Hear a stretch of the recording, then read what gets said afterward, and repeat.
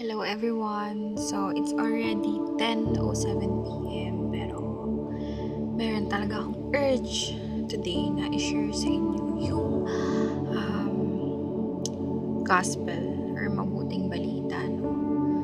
Sana huwag mo siyang skip.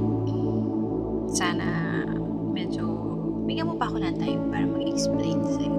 Alam mo, it took me 30 years para lang ma-realize tong lahat ng bagay. So, simulan ko siguro sa tanong kung ikaw ba, kung ikaw din ba, natanong mo sa sarili mo kung anong purpose mo sa mundong to.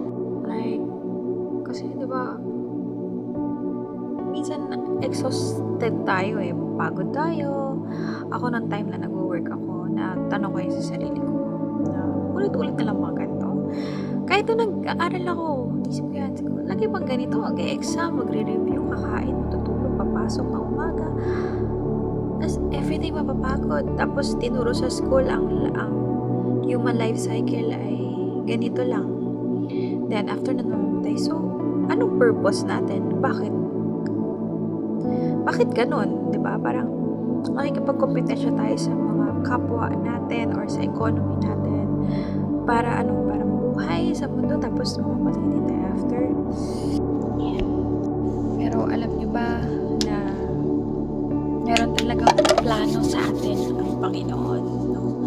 Meron talaga tayong purpose sa mundo.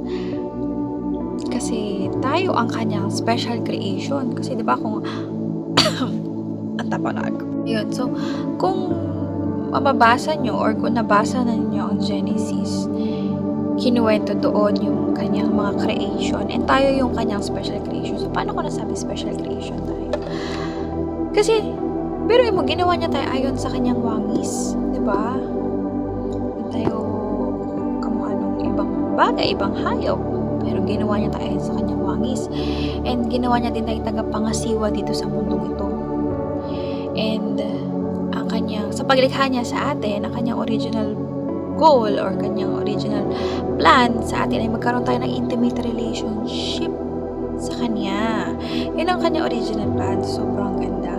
Walang sakit, walang gulo, lahat masaya. As in, yun ang original plan nating Panginoon.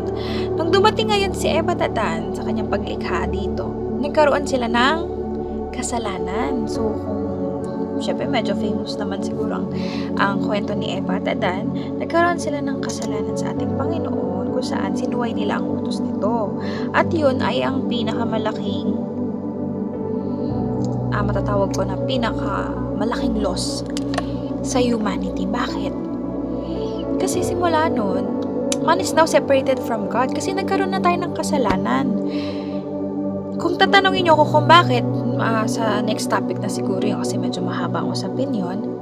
Pero ayun nga, nagkaroon ng kasalanan. Then, from that day, yung pinalayas sila sa Eden. And, sabi nga sa Romans 3:23, for all have sinned and fall short of the glory of God. So, lahat tayo, pati ako, lahat, as in, wala ni sino man. Sabi sa Romans 3:10, no one is righteous. So, wala ni sino man ang mabuti, ang perfect, di ba? And ano ba ang Diyos natin? Ang Diyos natin ay perfect God, di ba? And righteous God. So, sa tingin mo, ano ang requirement sa heaven? Sa tingin mo? Siyempre, perfection. Di ba? Hindi tatanggap ang Diyos ng may kasalanan sa langit. So, lahat tayo, we all deserve hell. Yes, totoo po yan. We all deserve hell. Sa lahat na nagkakasala, lahat po tayo deserve natin ang hell. Ang sabi nga sa Romans 6:23, the wages of sin is death. That is the bad news, mga kapatid. So, bakit ko sinabing bad news siya? Kasi, the wages of sin is death. So, ang kaparusahan ng kasalanan ay kamatayan. Which is, siguro sabi nila, bakit mamamatay din naman talaga tayo? No. Dalawa po ang death ha.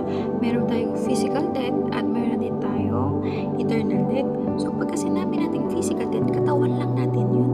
Meron pang patutunguhan yung kaluluwa natin. Dalawa yun, either heaven or hell. And sinasabi dito na yung pangalawang death, which is the eternal separation from God. Yun na yun, saan ka pupunta? Which is Hades, which is the hell. And which is talaga naman, kaya nga sinasabi, diba, we all deserve hell. We all deserve hell. That is the bad news. Pero, kahit may bad news, diba, kaya nga sinabing gospel, mabuting balita, magandang balita, meron tayong good news. Good news. So, bakit? Kasi may karugtong po ang Romans 6:23. Sabi kanina, for the wages of sin is death, pero may karugtong, but, the gift of God is eternal life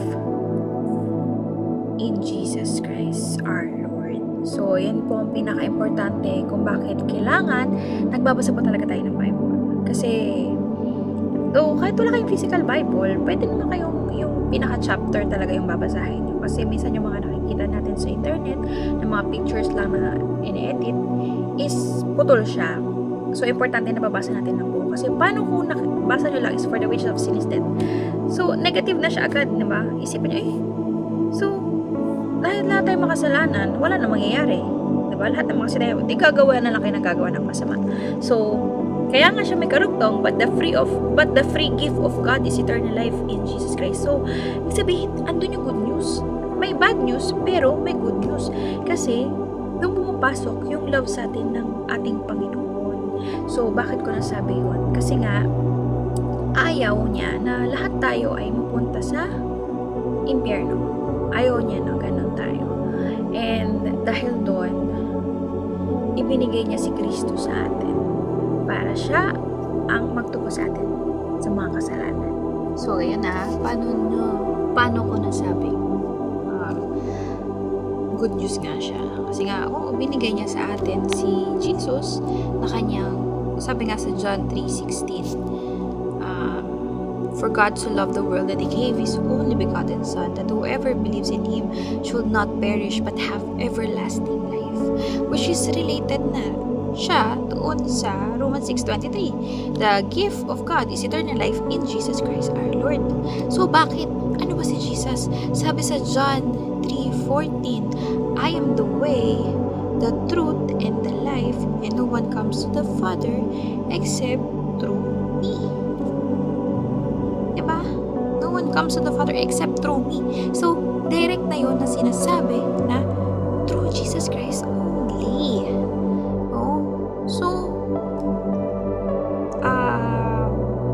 So, magpe-present na lang ako ng photo dito para medyo magets nyo. So, dyan pinapakita na si Jesus Christ lang ang daan natin patungo kay God. Kasi simula na nagkaroon ng kasalanan, di ba sinabi ko kanina, the man is separated from God. So, no one ang may kayang lumapit kay God noong time na yon. No one. Di ba? Kasi, we all deserve talaga kung saan tayo pupunta. Pero, sabi nga, diba, sobrang mahal tayo ng ating Panginoon. Pinababa niya na, binigay niya na sa atin ang kanyang anak na si Jesucristo para siya ay mamatay sa atin at iligtas tayo.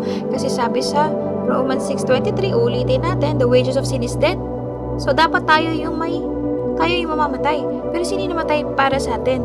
Si Jesucristo, na siya ang nagligtas din sa atin. At kahit anong good works na meron ka, kahit anong gawin mo pang kabutihan sa mundo, hindi mo papantay ng standard ng ating Panginoon.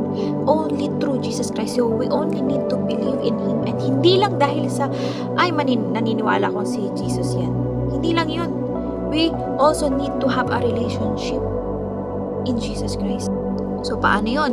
We need to accept Him as our Lord and Savior. We need to admit na makasalanan tayo. Kasi kailangan yun eh. And we need din to confess mismo na siya ang Diyos natin, siya ang ating tagapagligtas, at buong puso nating ibinibigay ang buhay natin sa Kanya, at siya ay maghahari na dito sa ating buhay. Ganun. You need to accept